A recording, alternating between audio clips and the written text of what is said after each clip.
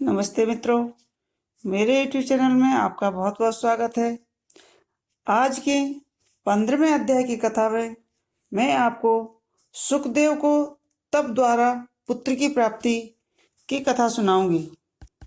15वां अध्याय, सुदेव ब्राह्मण के घोर तप से प्रसन्न हो भगवान का पुत्र प्राप्ति का वरदान देना।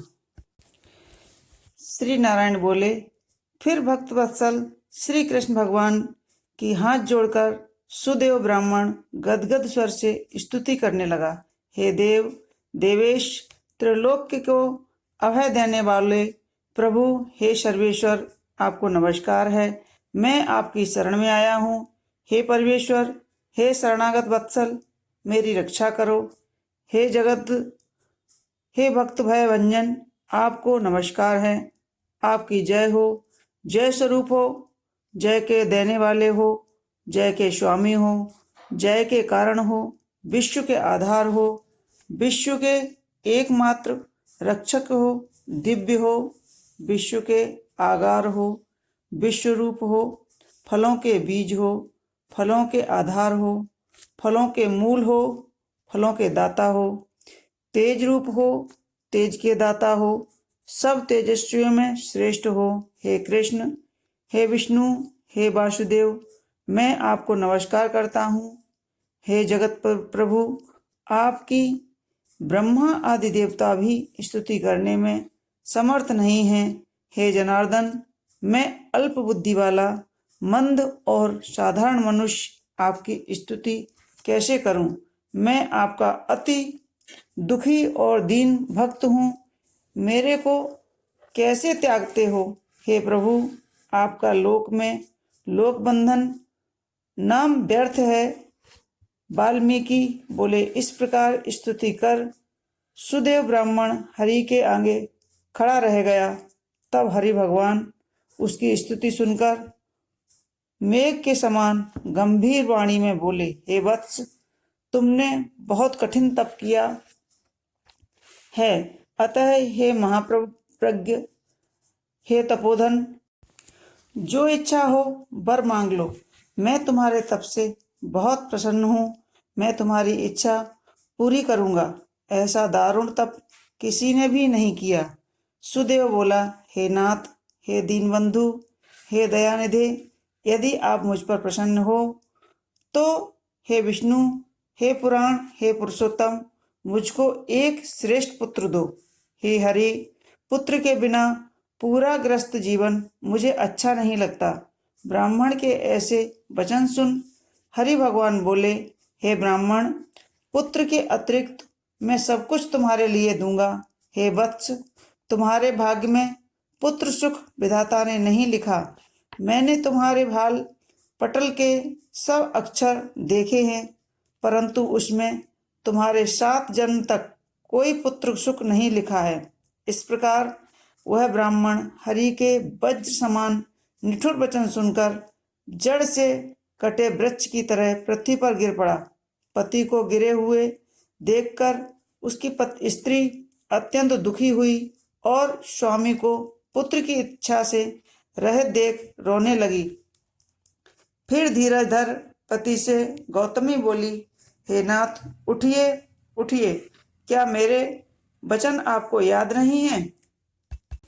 जो कुछ विधाता ने भाग्य में लिखा है वही सुख दुख प्राप्त होता है। इसमें रमानाथ क्या करें? मनुष्य अपने किए हुए कर्म का फल भोगता है।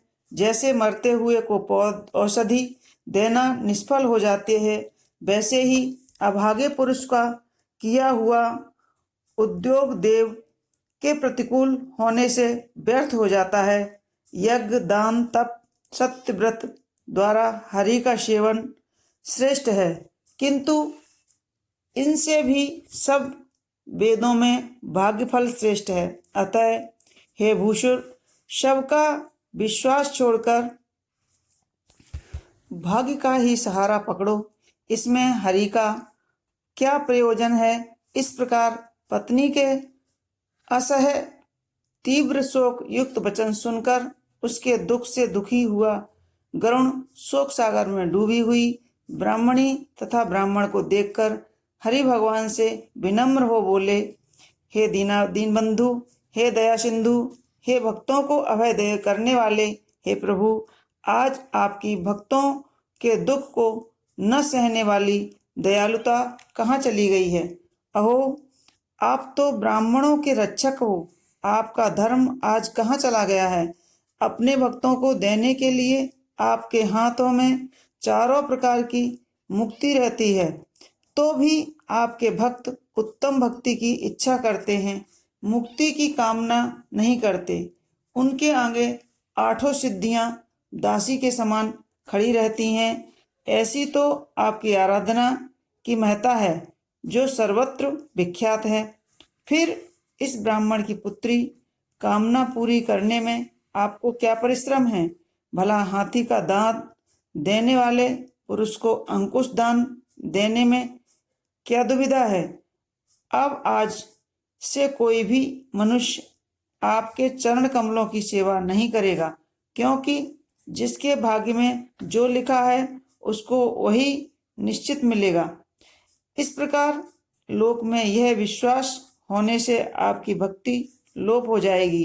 हे नाथ, आप में करने और न करने की क्षमता है, यह सर्व विदित है।